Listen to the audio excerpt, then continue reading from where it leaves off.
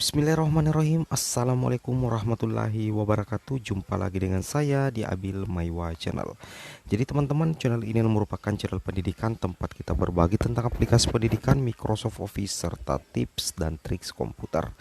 Jadi di video kali ini teman-teman ya, kembali lagi admin akan berbagi sebuah video motivasi, yaitu tentang status teman-teman bisa menjadi guru P3K di tahun 2021, 3 keuntungan guru honorer yang ikut P3K tahap pertama. Jadi ini membahas tentang 3 keuntungan teman-teman guru honorer yang ikut P3K atau seleksi P3K tahap pertama. Jadi teman-teman, ketika teman-teman sudah ikuti tahap pertama, maka teman-teman wajib emas ini. Oke, di sini kita akan mencoba mereview 3 keuntungan guru honorer yang ikut P3K tahap pertama. Kira-kira apa saja? Kita langsung saja ke videonya teman-teman ya. Jadi keuntungan yang pertama yaitu guru honorer negeri yang melamar formasi di sekolah induk itu tidak bersaing ya, tidak bersaing dengan guru honorer asal sekolah lain. Jadi di sini sudah dijelaskan ya di beberapa aturan dari Kemenpan RB kalau tidak salah, bahwa salah satu aturan yang 2-3 bulan kemarin itu dibahas itu mengatakan bahwa dalam seleksi guru P3K, terutama guru honorer sekolah lain yang melamar ke sebuah sekolah sasaran, maka akan terjadi pembagian 2 kelompok teman-teman ya. Maka akan terjadi pembagian 2 kelompok. Kelompok pertama itu adalah kelompok yang diisi oleh teman-teman guru honorer sekolah induk, dan sedangkan kelompok kedua adalah kelompok yang diisi oleh teman-teman guru honorer yang melamar di sekolah sasaran. Nah, jadi secara otomatis itu tidak akan bersaing teman-teman, tidak akan ada persaingan antara guru honorer dari sekolah lain dengan guru honorer yang ada di sekolah induk, karena nantinya guru honorer dari sekolah lain itu baru bisa mendaftar ke sekolah sasaran jika ada formasi atau jatah formasi yang sudah tidak bisa lagi sudah tidak bisa lagi diisi oleh guru honorer sekolah induk, sehingga secara otomatis itu tidak saling merugikan teman-teman ya. Kedua belah kelompok itu sama-sama mempunyai peluang emas untuk lolos P3K di tahap pertama, karena tidak ada persaingan antara guru honorer asal sekolah induk dengan guru honorer dari sekolah lain. Seperti itu teman-teman ya. Oke, kita lanjut ke yang kedua. Yang kedua teman-teman, kita lanjut ke keuntungan yang kedua. Di sini untuk keuntungan yang kedua adalah guru honorer pemilik afirmasi dan non-afirmasi tidak akan bersaing dengan guru swasta dan lulusan PPG. Tentunya teman-teman mungkin sudah banyak yang mengetahui bahwa teman-teman guru honorer negeri, baik itu kategori 2 ataupun guru honorer induk guru honorer negeri non afirmasi yang terdata di Dapodik, itu tidak usah khawatir, karena di tahap 1 nantinya itu teman-teman itu tidak akan bersaing dengan guru swasta dan lulusan PPG yang belum mengajar, yang otomatis memiliki serdik. Jadi secara otomatis teman-teman kemungkinan hanya bersaing dengan guru sesama guru honorer di sekolah induk, atau ketika teman-teman melamar di sekolah lain karena teman-teman tidak memiliki formasi di sekolah induk. Jadi secara otomatis saingan teman-teman itu hanya fokus dengan diri sendiri dan bersaing dengan guru sesama guru honorer negeri. Karena untuk guru swasta dengan lulusan PPG baru bisa memilih formasi tentunya di tahap 2 nantinya. Jadi secara otomatis peluang emas bagi teman-teman guru honorer sekolah induk, guru honorer sekolah negeri untuk bisa lolos P3K di tahap pertama, karena tidak perlu bersaing dengan guru swasta dan lulusan PPG. Jadi teman-teman wajib memaksimalkan kesempatan emas ini ya, karena teman-teman itu diberikan 3 kali kesempatan, tahap pertama, tahap kedua, dan tentunya tahap ketiga. Namun di antara ketiga tahap itu, tahap pertamalah yang sangat membuka peluang emas bagi teman-teman untuk mengunci satu NIP ya, untuk menjadi ASN P3K. Makanya judul video ini mengatakan bahwa wajib memaksimalkan kesempatan emas ini. Seperti itu teman-teman ya. Oke, kita lanjut ke keuntungan yang ketiga.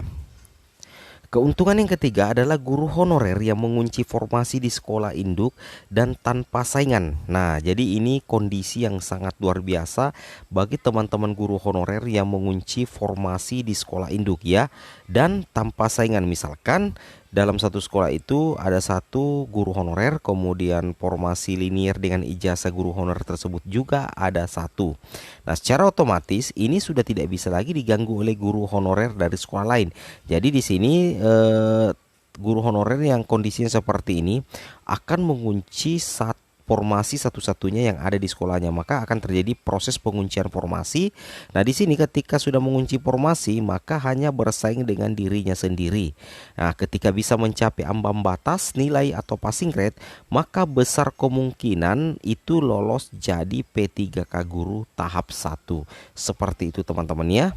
Nah, jadi sekedar tambahan, admin ingin menginformasikan kepada teman-teman tentang pengumuman terbaru dari Kemendikbudristek ya. Jadi ada pengumuman terbaru terkait seleksi guru P3K tahap 1. Oke, kita lihat dan kita cek bersama teman-teman ya. Di sini ada surat dari Kemendikbudristek yang kita bisa dapatkan di portal guruppk.kemendikbud.go.id. Di sini tentang ketentuan pelaksanaan seleksi kompetensi 1 guru ASN tahun 2021. Seperti itu teman-teman ya. Nah, di sini langsung to the point saja, bahwa di sini yang cukup viral di sini teman-teman ya, poin yang di sini ya, di sini poin yang paling krusial, peserta yang tidak terdapat keterangan lokasi dan waktu seleksi kompetensi tahap pertama itu dinyatakan belum dapat. Berarti dikatakan belum dapat, berarti masih bisa mengikuti tahap 2 ya.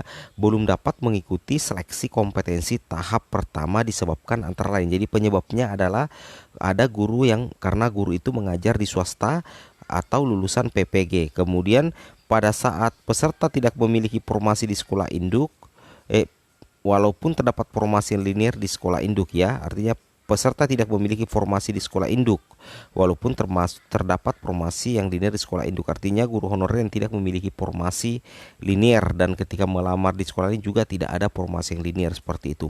Kemudian peserta yang tidak terdapat formasi linear di sekolah induk dan tidak ada formasi kosong di sekolah lain ya.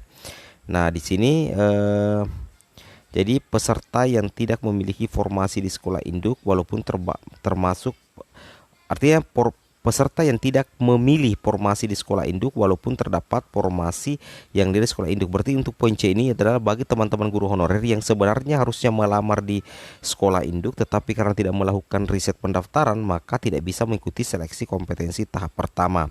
Kemudian peserta yang tidak terdapat formasi linear di sekolah induk dan tidak ada formasi kosong di sekolah lain. Jadi ini yang cukup mengecewakan. Tidak ada formasi di sekolah induk dan tidak ada formasi di sekolah lain, sehingga kita tidak bisa memilih formasi untuk tahap 1, sehingga tentunya teman-teman baru bisa mengikuti nantinya di tahap kedua seperti itu. Kemudian peserta diharapkan mencetak kartu ya. Jadi di sini peserta diharapkan mencetak kartu peserta ujian itu mulai tanggal 11 sampai 12 September teman-teman ya 2021 seperti itu. Jadi pelaksanaan seleksi P3K guru wajib dilaksanakan dengan protokol kesehatan secara ketat. Jadi di sini ada 5 peraturan mengenai protokol kesehatan teman-teman ya. Yang pertama itu melakukan sekurang-kurangnya rapid test antigen dengan hasil non reaktif atau negatif yang dilakukan sebelum mengikuti seleksi kompetensi. B. Pelaksanaan rapid test antigen akan difasilitasi oleh Dinas Kesehatan setempat. 3. Menggunakan masker 3 lapis dan ditambah masker kain di bagian luar. D. Menjaga jarak physical distancing minimal 1 meter. Dan E. Mencuci tangan dengan sabun atau hand sanitizer seperti itu. Oke teman-teman, seperti inilah pengumuman resmi dari Kemendikbudristek. Semoga teman-teman bisa lebih semangat lagi untuk menggapai harapan kita menjadi ASN P3K di tahun 2021. Akhir kata, admin ingin ucapkan banyak terima kasih, dan jika selama ini ada kesalahan-kesalahan yang admin katakan dalam bentuk pernyataan, perkataan atau dalam bentuk konten, itu teman-teman mohon maaf sebesar-besarnya. Jadi admin di video kali ini mengharapkan teman-teman bisa memaafkan jika seandainya banyak kesalahan admin. Oke, sampai di sini dulu video admin. See you next video. Assalamualaikum warahmatullahi wabarakatuh.